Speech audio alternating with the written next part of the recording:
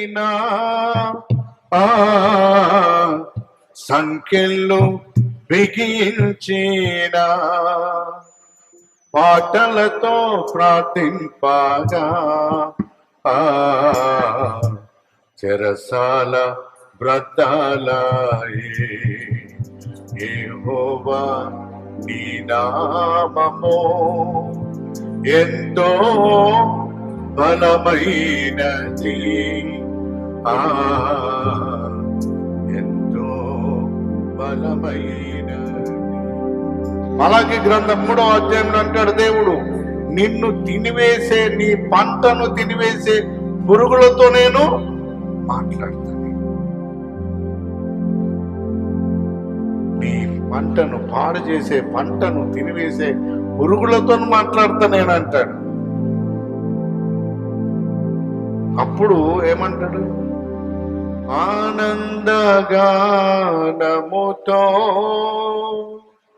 ఆర్భాటనాదముతో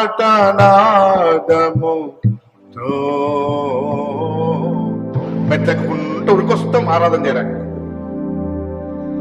మెట్లెక్కుంటూ ఉరికొస్తాం, సంతోషంగా ఉరికొస్తుంటాం. ఎందుకు వస్తున్నాం ఆరాధనకు?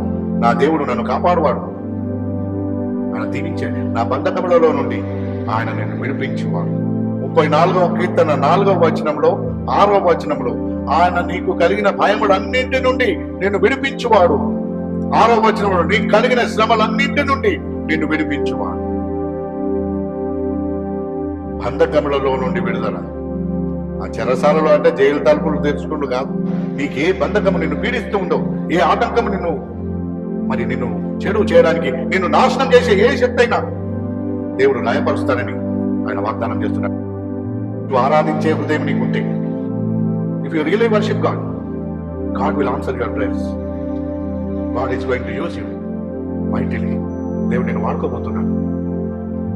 బంధకములలో నుండి విడుదల ఆరాధన ద్వారా.